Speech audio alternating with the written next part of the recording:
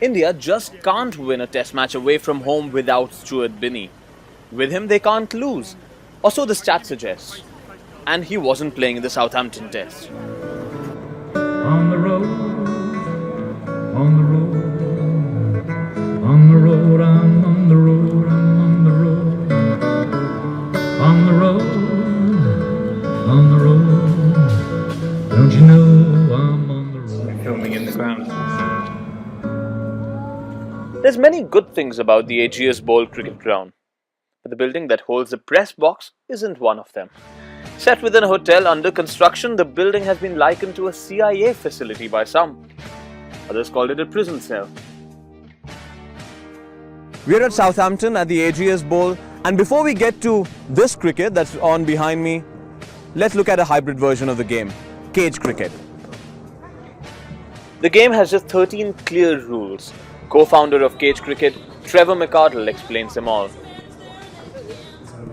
Basically, you have 6 players, and the 6 players are numbered 1 to 6, and they're playing as individuals against the other 5. You follow the sequence. So if you're number 1, there's a white is the batting area, grey is the bowling area, and then there's 4 fielding areas: red, yellow, green, and blue. You score by hitting the zones around the cage: 10, 20, 30, 40, 50, 60. If you're out, you're not out.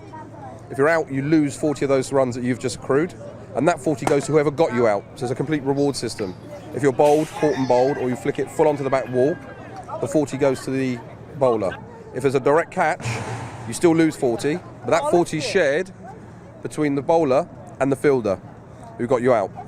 The only difference to cricket is, if it hits the wall and the fielder takes it one-handed, you still lose 40, but the whole 40 goes to that fielder. So the scores are constantly dynamic.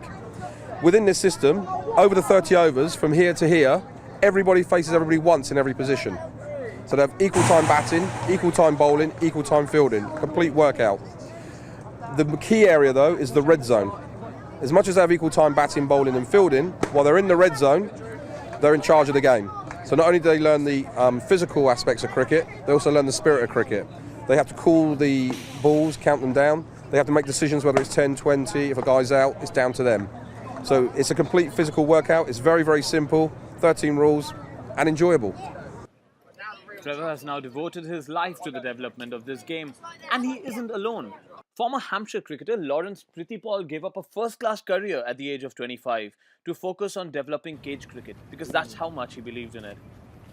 How has it grown over the last 7 years? Yeah, well, the first couple of years, Trevor and myself, we just polished it all off, made sure we put the right protection around it in terms of allowing everyone to play, but not stealing the idea, if you like, and trying to commercialise it. It's for the right reasons. You know, it's been those years just developing it to gaining support and getting it into places like London, into the disadvantaged areas, into India, and going over to the States.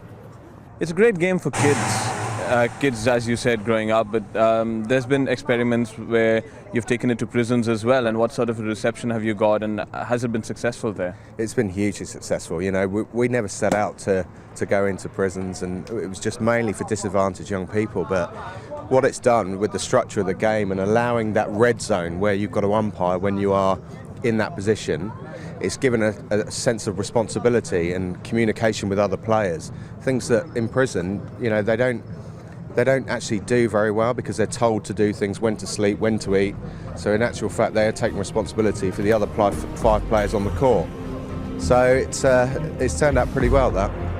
Meanwhile, outside the cage, Jimmy Anderson, Moeen Ali and co had managed to beat India to level the series at 1-1.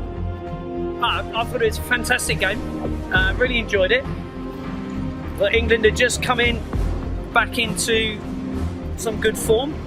And I think it's all set up for fantastic last 2 tests, especially at Old Trafford next week. Should be excellent. I think England played really well and they deserve to win. Well, I'm a bit disappointed with India not giving them a game. Well, besides that, yeah, really good. Moeen Ali played very well. Yeah, quite enjoyed it. Big day out for the kids. Where's India? Yeah. And luckily for the journalists, the match finished early on day 5 and everyone could leave the strange press building early. Third floor. Closing door. Opening doors. Oh, got the lift. Beauty.